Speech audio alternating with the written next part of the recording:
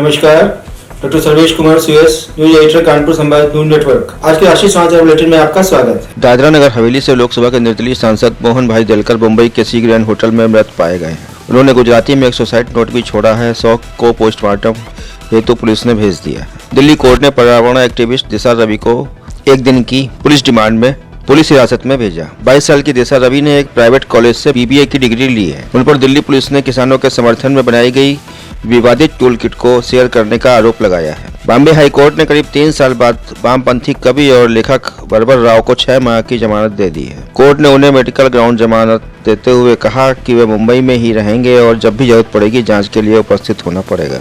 भारत में बीते 24 घंटों में कोरोना वायरस संक्रमण के 14,199 नए मामले सामने आए हैं और 83 लोगों की मौत हुई है। जापान में Pratt and Whitney 4000 model engine वाले सभी 777 विमानों को अगले आदेश तक न उड़ाने का आदेश दिया गया है। ये सभी बोइंग कल अमेरिका में हुए यूनाइटेड एयरलाइंस के विमान के इंजन वाले थे। यूनाइटेड एयरलाइंस और जापान की दो मुख्य एयरलाइंस ने 62 विमानों का उपयोग बंद कर दिया है।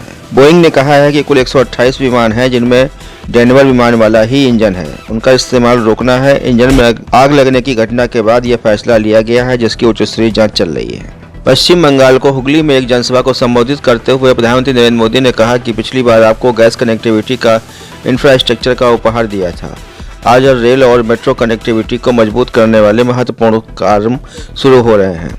उन्होंने कहा कि पूर्वी डेडिकेटेड फ्रेट कॉरिडोर का बड़ा लाभ पश्चिम बंगाल को होने वाला है। इसका एक हिस्सा चालू भी हो चुका है, जिससे बंगाल में भी उद्योगों के लिए अनुकूल अवसर बनेंगे। जम्मू कश्मीर में भी पेट्रोल डीजल के दाम बढ़ने को लेकर विरोध प्रदर्शन जारी है। प्रदर्शन के दौरान पुलिस प्रदर्शनकारियों के बीच झड़प भी हुई।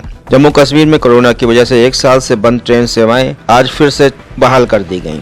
श्रीनगर स्टेशन से सारी ट्रेनें चलने लगी। पुडुचेरी विधानसभा में बहुमत खोने के बाद मुख्यमंत्री वी नारायण स्वामी ने उपराज्यपाल तामिलसाई सुंदरराजन को अपना इस्तीफा सौंप दिया। उन्होंने कहा कि 3 नामित सदस्यों को विश्वास प्रस्ताव में कहीं भी मतदान का अधिकार नहीं है।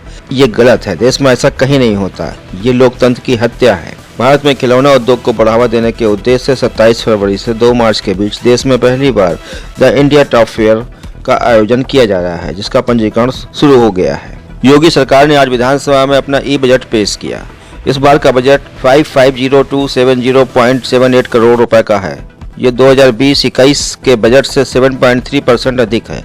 मुख्यमंत्री ने कहा कि इस बजट में असंगठित क्षेत्र के हर व्यक्ति का रजिस्ट्रेशन किया जाएगा और प्रदेश सरकार उनको 2 लाख रुपए की सामाजिक सुरक्षा गारंटी उपलब्ध कराएगी। इसके साथ ही मुख्यमंत्री योगी आदित्यनाथ ने जन आरोग्य योजना में 5 लाख का स्वास्थ्य बीमा का लाभ देने का निर्णय लिया है। वित्त मंत्री सुरेश खन्ना ने कहा कि कृषि क्षेत्र के विकास दर 5.1% करने के लिए वर्ष 2021 में खाद्यान्न उत्पादन का लक्ष्य 644 लाख मीट्रिक टन और तिलहन उत्पादन का लक्ष्य 13 लाख मीट्रिक टन निर्धारित किया गया है। प्रधानमंत्री नरेंद्र मोदी ने इंडियन लड़की बोगाई गांव रिफाइनरी में इंडमैक्स इकाई, डिब्रूगढ़ के मधुबन में आयल इंडिया लिमिटेड के सेकेंडरी टैंक फार्म और तिनसुकिया के मुकुम के हिबेरा गाँव में एक गैस कंप्रेसर स्टेशन को राष्ट्र को समर्पित किया।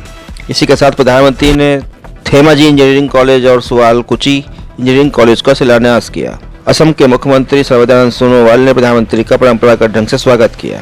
केरल के वायनाड में कांग्रेस नेता राहुल गांधी ने कहा कि भाजपा का विचार शक्तिशाली लोगों का सशक्तिकरण करना है, लेकिन हमारा विचार कमजोरों का सशक्तिकरण करना है। राष्ट्र के विकास के लिए हम सबको साथ लेकर चलने में विश्वास करते हैं। बिहार में राजद नेता तेजस्वी यादव ने पेट्रोल डीजल के दाम बढ़ने के खिलाफ विरोध जताने के लिए स्वयं ट्रैक्टर चलाकर विधानसभा पहुंचे। उन्होंने कहा कि सरकार महंगाई कम करने की बात कहकर सत्ता में आई थी, अब पेट्रोल डीजल के दाम पर नीतीश सरकार चुप क्यों है। जम्मू कश्मीर के केनिहामा नौगाम स्टेशन की रेलवे क्रॉसिंग पर एक संदिग्ध वस्तु मिलने के बाद पूरे इलाके में सुरक्षा बलों ने घेराबंदी कर दी है।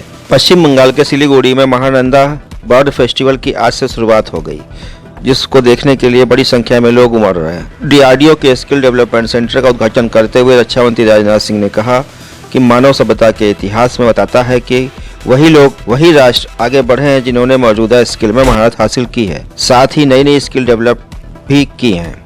आज डिफेंस सेंटर तेजी से आत्मनिर्भरता की ओर बढ़ रहा है, जिसमें DRDO की अहम भूमिका है। उन्होंने इस मौके पर एक वेबिनार को भी संबोधित किया। आज के समाचार बुलेटिन में बस इतना ही। नमस्कार, शुभ रात्रि।